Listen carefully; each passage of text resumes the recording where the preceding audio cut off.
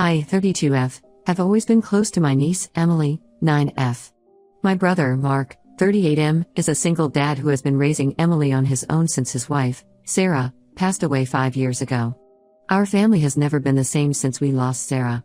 She was the glue that held us all together, always organizing family gatherings and mediating conflicts. Her loss hit Mark the hardest, leading him to navigate single parenthood while dealing with his grief. Growing up, Mark and I were never particularly close. He was the serious, studious older brother, while I was more laid back and social.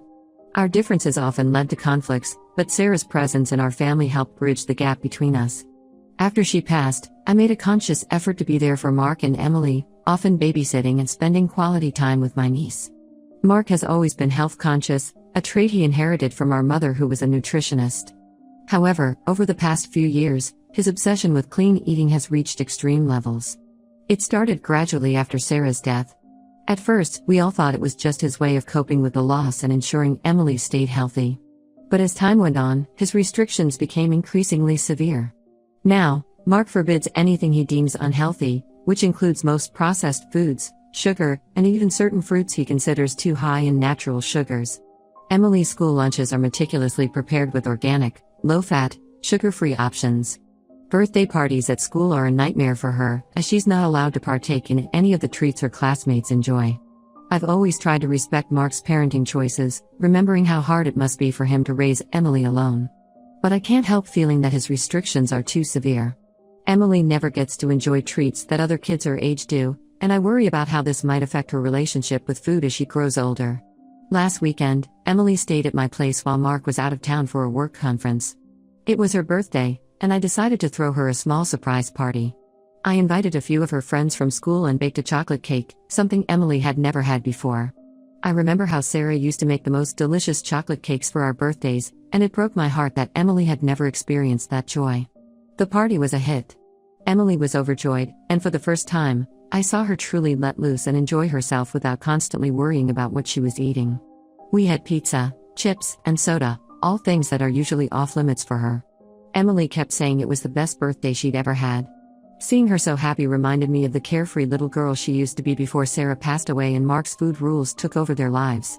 The trouble started when Mark returned early from his conference and came to pick up Emily.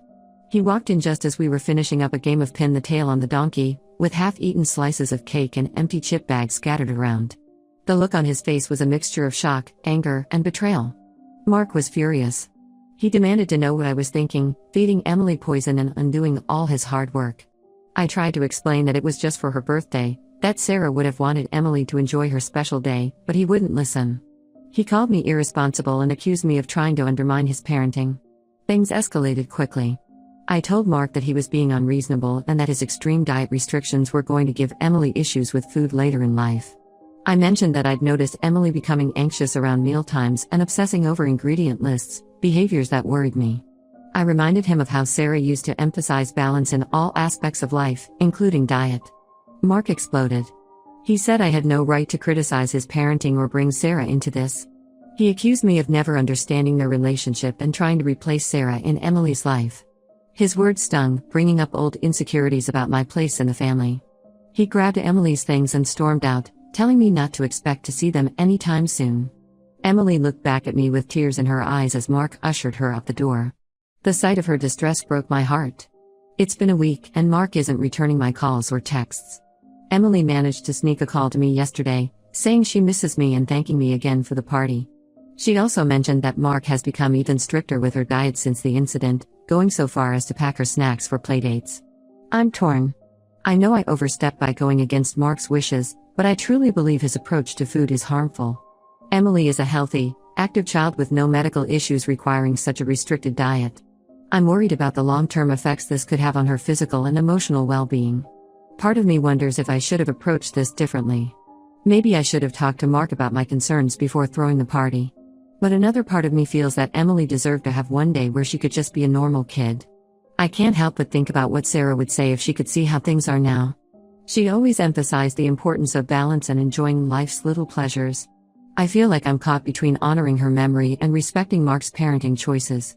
Our parents have stayed out of it so far, not wanting to take sides. But I'm considering reaching out to them for advice. I'm worried that if this continues, we might lose the tight-knit family dynamic that Sarah worked so hard to foster. Ida for letting Emily have junk food at her birthday party and standing up to my brother about his extreme health obsession? Should I have handled this differently? I'm at a loss for what to do next and could really use some outside perspective. Update when it's been about a month since my last post, and a lot has happened. First, I want to thank everyone for their support and advice. It really helped me gain perspective on the situation and gave me the courage to take action. After my brother Mark cut off contact, I was really worried about Emily. I couldn't shake the feeling that something needed to be done. The image of Emily's tearful face as Mark dragged her away from the birthday party haunted me. I decided to reach out to our parents and our older sister, Lisa, 40F, to discuss the situation. To provide some context, our family has always been close-knit, but we've had our share of challenges. Our parents, both in their 60s, have always tried to maintain a neutral stance in conflicts between us siblings. Dad is a retired high school principal, known for his level-headedness, while Mom is a former nutritionist who instilled in us the importance of healthy eating from a young age. Lisa, our older sister, is a child psychologist. She's always been the peacemaker in the family, often mediating our squabbles when we were younger. When Sarah passed away, Lisa was instrumental in helping Mark and Emily through their grief, providing both professional and familial support. To my surprise, when I reached out to them, they admitted they had also been concerned about Mark's extreme approach to Emily's diet but hadn't wanted to interfere. Mom, in particular, felt guilty, wondering if her emphasis on nutrition during our childhood had contributed to Mark's current obsession. After a long family discussion, we agreed that an intervention was necessary, not just for Emily's sake, but for Mark's as well. We reminisced about Sarah and how she would have handled this situation. Sarah had always been the one to bring balance to our family dynamics, and we all felt her absence keenly in this moment. We planned a family dinner at our parents' house and invited Mark and Emily. Mark was hesitant at first, but our mom convinced him it was just a regular family get-together.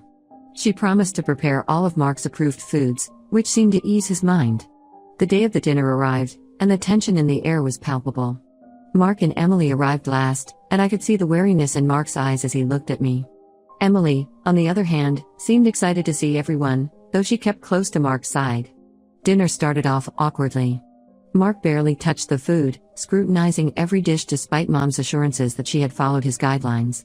Emily, on the other hand, seemed excited by the variety but kept looking to Mark for approval before eating anything.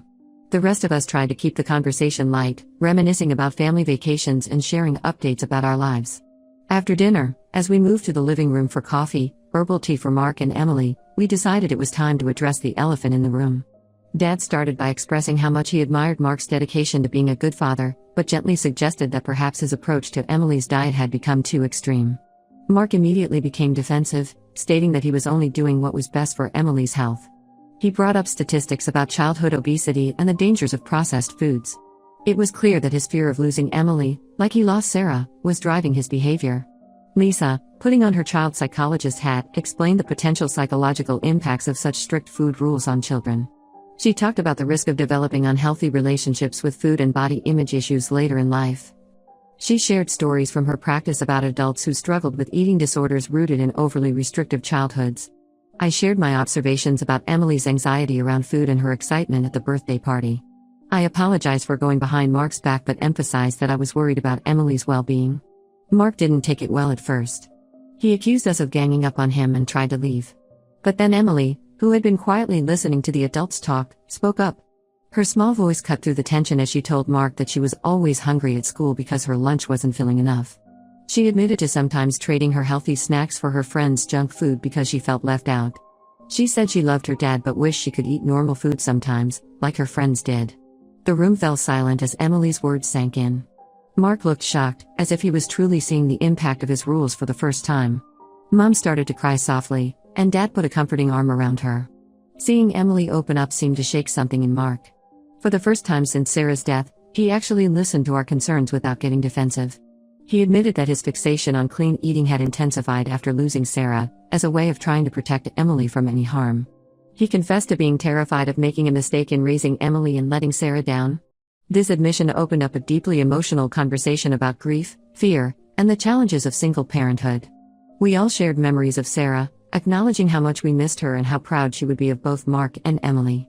Through tears and hugs, We suggested that Mark speak to a nutritionist and a family therapist to find a more balanced approach to healthy eating.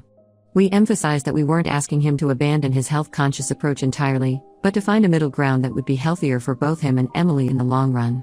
To our relief, Mark agreed to consider it. He admitted that he had been so focused on physical health that he might have overlooked Emily's emotional well-being. We ended the night on a cautiously optimistic note. Mark agreed to weekly family dinners where Emily could eat a wider variety of foods, and he promised to consult professionals about developing a more balanced meal plan for her. As they were leaving, Emily hugged me tightly, whispering a thank you. The look of relief on her face made all the family tension worth it. Mark gave me a nod, not quite ready for full reconciliation, but it was a start. I'm hopeful that this is a step in the right direction. I know we have a long way to go, but at least now the issue is out in the open, and we can work on it as a family. Sarah always believed in the healing power of family, and I like to think she was there with us that night, guiding us towards understanding and reconciliation. I'll keep you updated on how things progress. Thanks again for all your support and advice. It really made a difference in giving me the courage to address this issue head-on. Update 2. It's been another 2 months since my last update, and I wanted to share the progress we've made, as well as some unexpected challenges that have come up. The good news first, Mark has been seeing a nutritionist and a family therapist, as we suggested. The nutritionist, Dr. Rodriguez, has been working with Mark to develop a more balanced meal plan for Emily. She's helped him understand the importance of variety in a child's diet and has introduced the concept of sometimes foods rather than outright banning certain items. The family therapist, Dr. Chen, has been working with both Mark and Emily to address the underlying anxiety and control issues related to food. She's also been helping Mark process his grief over Sarah's death in healthier ways. Emily's diet has improved significantly. She's now allowed to have pizza on Fridays, and Mark has even started baking healthier versions of cookies and cakes with her as a bonding activity. It's been heartwarming to see them in the kitchen together, laughing and making memories, just like Sarah used to do with Emily. Our weekly family dinners have continued, and they've become a positive experience for everyone. Mark is slowly learning to relax his control over Emily's eating habits, and Emily is enjoying trying new foods without fear. Last week, she tried spaghetti and meatballs for the first time and declared it her new favorite food. However, we've hit a bit of a snag recently. About 2 weeks ago, Emily had her first sleepover at her best friend Sophia's house since Mark started relaxing the food rules. Sophia's parents, knowing about Emily's previous dietary restrictions, decided to let the girls have a junk food party to celebrate Emily's new food freedom. Apparently, excited by her newfound food freedom and the novelty of the situation, Emily overindulged in snacks and soda, making herself sick. She ended up with a terrible stomachache and threw up in the middle of the night. Sophia's mom called Mark to come pick Emily up early in the morning. When Mark arrived and saw Emily pale and miserable, he was beside himself with worry and anger. He called me in a panic on the drive home, blaming me and the rest of the family for pushing him to loosen his restrictions. He yelled that this incident proved Emily couldn't handle normal food and that he had been right all along to be strict. I tried to reason with him, explaining that this was a normal part of learning moderation, and that many kids overindulge at their first sleepover. I reminded him of times when we were kids and made ourselves sick at parties. But Mark was too upset to listen. He hung up on me mid-sentence. For a few days after that, it seemed like all our progress might be undone. Mark stopped returning my calls and skipped our weekly family dinner. Emily later told me that he had gone back to his old, strict regimen, refusing to let her have any of the new foods she had been enjoying. I was at a loss for what to do. I didn't want to overstep again and risk pushing Mark further away, but I was worried about Emily. I reached out to Lisa for advice, and she suggested giving Mark a little time to calm down before we approached him again. Thankfully, their family therapist, Dr. Chen, was able to have an emergency session with them. She helped Mark understand that one incident of overindulgence doesn't negate all the positive changes they've made. She worked with him on managing his anxiety and fear around food and Emily's health. Dr. Chen also worked with Emily to understand why she felt the need to eat so much at the sleepover. They talked about listening to her body's hunger and fullness cues, and about how it's okay to enjoy treats in moderation. After the session, Mark called me. He apologized for his outburst and admitted that he had overreacted out of fear. We had a long talk about the challenges of finding balance and the importance of allowing Emily to learn from her experiences, even if they're sometimes unpleasant. We're back on track now, but it's clear that this journey isn't going to be without its challenges. Mark is still struggling with his need for control, especially in situations where he's not present to monitor Emily's food intake. Emily is still learning how to navigate her new relationship with food, and there will likely be more bumps along the way. I'm trying to stay positive and supportive, but I'd be lying if I said I wasn't worried about potential backsliding. We're taking it one day at a time, celebrating small victories, and working through setbacks together as a family. One positive outcome of this incident is that it's opened up more honest communication between Mark and Emily about food. Emily felt comfortable telling Mark that she had felt pressured to eat everything at the sleepover because she was afraid she might never get the chance again. This led to a heartfelt conversation where Mark reassured her that the changes in their diet were permanent, and that she didn't need to worry about foods being taken away again. We're all learning from this experience. As a family, we've decided to be more mindful about how we introduce new foods to Emily. We're focusing on teaching her about balance and moderation rather than just giving her free rein. I'll update again if there are any major developments. Thanks for sticking with us through this journey. Your support and advice have been invaluable. Update 3: It's been 6 months since my last update, and I have some surprising news to share. Our family's journey has taken an unexpected turn, but I think it's ultimately been for the better. First, let me update you on the progress we've made. Mark and Emily have continued to work with their therapist and nutritionist. Emily's relationship with food has improved dramatically. She's able to enjoy a variety of foods without anxiety, and Mark has learned to trust her to make her own choices within reason. Our family dinners have become a joyous occasion rather than a source of tension. Now, for the unexpected twist, about 2 months ago, Mark started dating again. Her name is Lily, 36F, and they met at a local farmer's market. Lily is a pastry chef who specializes in creating healthier versions of traditional desserts. At first, I was worried that this might trigger Mark's old anxieties about food, but surprisingly, it's had the opposite effect. Lily's balanced approach to indulgence has been eye-opening for Mark. She's shown him that it's possible to enjoy treats while still maintaining an overall healthy lifestyle. Mark has even started taking cooking classes with her, learning to create nutritious meals that are also delicious and satisfying. The change in Mark has been remarkable. He's more relaxed, happier, and his relationship with Emily has improved as a result. Emily adores Lily and loves helping out in the kitchen when Lily comes over to cook. It's heartwarming to see Emily excited about food again, asking questions and learning about different ingredients. Last week, we had a big family barbecue to celebrate Emily's 10th birthday. Mark and Lily worked together to create a spread that included both healthy options and treats. The highlight was a beautiful birthday cake that Lily made using whole grain flour and natural sweeteners. Emily was thrilled, and for the first time in years, Mark didn't fret about the food being served. During the party, I overheard Emily telling her friends about the different foods and their nutritional benefits, not in a restrictive way, but with genuine interest and enthusiasm. It was clear that she was developing a healthy, balanced attitude towards food. Mark pulled me aside during the party to apologize for his past behavior. He admitted that his extreme focus on clean eating had been a way to cope with the loss of Sarah and his fears of something happening to Emily. He thanked me for standing up to him and for not giving up on them. We shared a long hug, both of us teary-eyed, feeling the weight of the past few years lift off our shoulders. It hasn't all been smooth sailing, of course. There have been moments of tension, especially when Mark first started dating Lily. Emily had some initial jealousy and worry that Lily might try to replace her mom.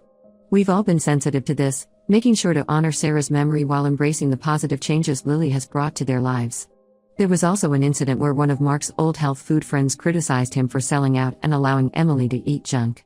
It upset Mark, but instead of retreating to his old habits, he stood his ground. He explained that he'd realized health was about more than just what you eat, it's also about joy, balance, and social connections. While things aren't perfect, and we know there might be challenges ahead, I'm incredibly proud of how far we've come as a family. Emily is growing into a confident, healthy young girl who enjoys food without fear. Mark is learning to balance his desire for a healthy lifestyle with the joy of culinary experiences. This journey has taught us all valuable lessons about balance, understanding, and the importance of addressing underlying issues. We've learned that health isn't just about what you eat, but also about mental well-being, social connections, and finding joy in life. I'm grateful for the support and advice I've received here. Your perspectives helped me approach this situation with empathy and persistence. I hope our story can help others facing similar situations. Remember, change is possible, even if it takes time and patience.